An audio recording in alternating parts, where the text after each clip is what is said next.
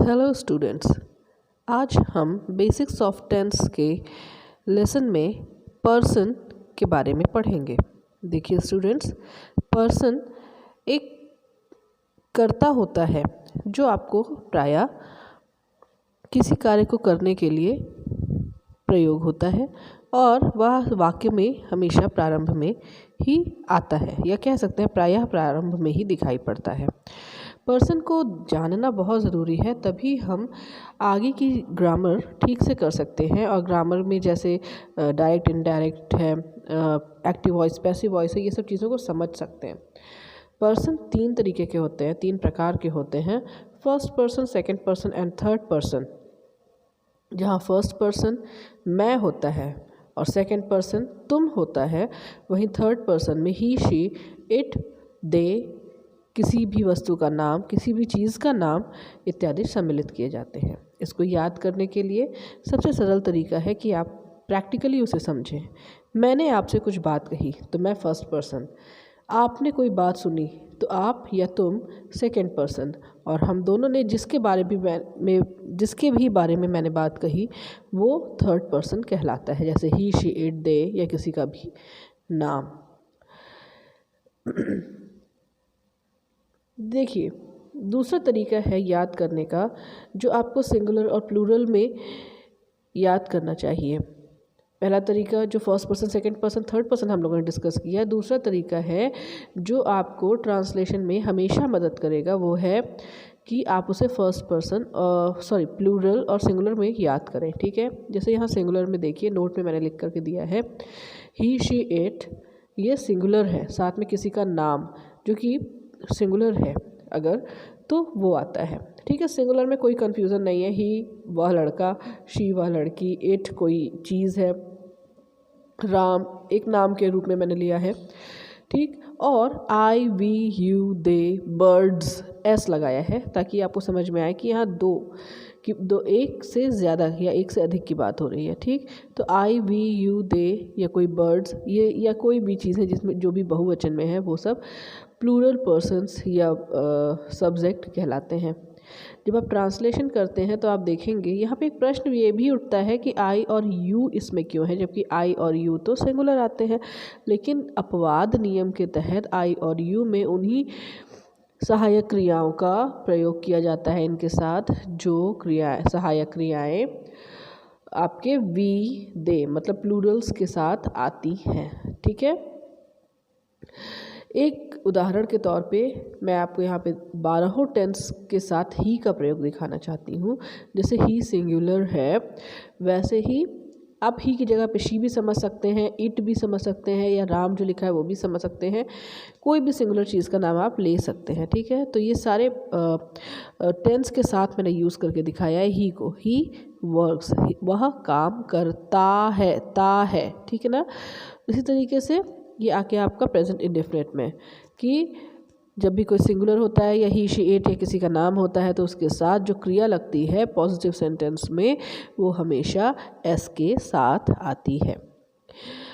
आप अगर present indefinite के ही प्लूरल में जाएंगे तो वहाँ लिखा रहेगा वी वर्क, वी वर्क क। ठीक है ना, वी वर्क, यहाँ एस नहीं लगा हुआ है। इसी तरह आई वर्क होता है, यू वर्क भी होता है, क्योंकि ये जो पूरी लाइन आई, वी, यू देखी लिखी हुई है आपके सामने बर्ड्स तक, ये क्या है, ये सारे प्लूरल में आते हैं और नियम सारे प्लूरल वाले चलते हैं। ठीक है, इधर सिंगुलर है, इधर आपका प्लूरल है। ये जो ही वाली लाइन है ये पूरी सिंगुलर है और वी वाली लाइन जो है ये पूरी प्लूरल्स की है।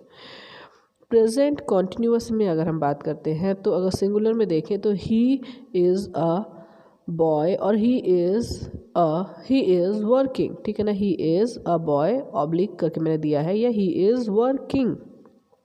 ठीक है, और इसके साथ इज़ के साथ आईएनजी की फॉर्म आई है, जबकि वी क्या है, वी आर वर्किंग, क्योंकि वी प्लूरल में है तो आर वर्किंग। ठीक है ना, आर माने हैं, सॉरी। फिर आता है ही हैज़ अ पेन। ठीक है ना, हैज़ आया है क्योंकि प्रेजेंट के परफेक्ट में हैज़ या हैव का प्रयोग किया होता है, जो कि सहायक क्रियाएं हैं। ये जितनी भी लिखी हुई है ये सब सहायक क्रियाएं हैं। Is, has, have, went, was, had been, will be, will have been, ये सारी सहायक क्रियाएं हैं। इसी तरह प्लूरल लाइन में देखिए are, have been, went, were, had been, ये सारी plus shall be, shall have been, ये सारी सहायक क्रियाएं कहलाती हैं। ठीक है, क्योंकि मुख्य क्रिया तो वर्किंग है, गोइंग है। ठीक, तो ही वेंट, ठीक है ना, ये आ गया आपका past indefinite tense, he went. ठीक है, जो कि सेकेंड फॉर्म में आया है। गो, वेंट, गॉन, गो की तीन फॉर्म्स होती हैं, first form, second form and third form. ठीक, तो इसमें सेकेंड फॉर्म यूज़ होती है, ही वेंट और वी वेंट। ठीक है, दूसरा आ गया ही वॉज गोइंग। वॉज और वर दो सहायक क्रियाएं होती हैं, जिसमें ही वॉज गोइंग, ही के साथ सिंगुलर वाली सहायक क्रिया लगी वॉज गोइंग, और वी के साथ प्लूरल वाली सहायक क्रिया लगी वर, WERE, वर गोइंग। ठीक, ही हैड कॉमन है, ही के साथ भी हैड ही लगता है, वी के साथ भी हैड ही लगता है। He had gone and he had done it, और वी हैड गॉन समवेयर, कुछ भी समझ लें आगे। He had been playing, we had been going. ठीक है, तो हैड कॉमन है, केवल आपको यहाँ पे पास्ट कॉन्टिन्यूअस में ही ध्यान देने की ज़रूरत है कि वॉज और वर का फ़र्क होता है।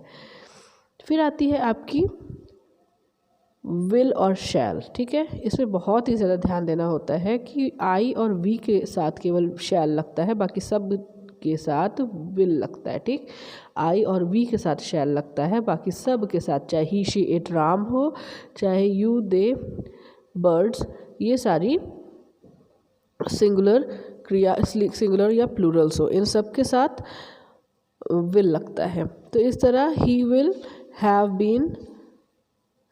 Have been teaching and we shall have been finishing. ठीक है, तो इस तरह आपको समझना है कि पर्सन का प्रयोग, ये पहली चीज़ हो गई। फिर सिंगुलर और प्लूरल में दिखा दिया आपको सब्जेक्ट के रूप में उनका प्रयोग, जो कि टेंस में आपको बहुत सहयोग देगा। और उसके बाद आपको सिंगुलर और प्लूरल के रूप में सहायक क्रियाएं किस तरह से लगती हैं, इन तीन चीज़ों को यहाँ पे समझाने का प्रयास किया गया है। आशा है आपको ये वीडियो क्लिप टेंस को समझने में सहयोग देगा, क्योंकि आज मैंने केवल पर्सन की बात की है, तो इसको आप अच्छे से याद कर लें ताकि आपको आगे पर्सन में प्रॉब्लम ना आए, और ये पूरे ग्रामर में हमेशा सहयोग देता रहता है। ठीक उसी तरह जिस तरह गणित करने के लिए पहाड़े आने ही चाहिए और उनका अलग अलग जगह अलग अलग तरीके से प्रयोग होता है, उसी तरह पर्सन के बारे में आपको पता होना चाहिए, क्योंकि ये direct indirect, active passive voice, कोई ट्रांसलेशन है, कहीं पे ट्रांसफॉर्मेशन है, सब जगह इनका प्रयोग होता है और आपको समझना चाहिए। धन्यवाद।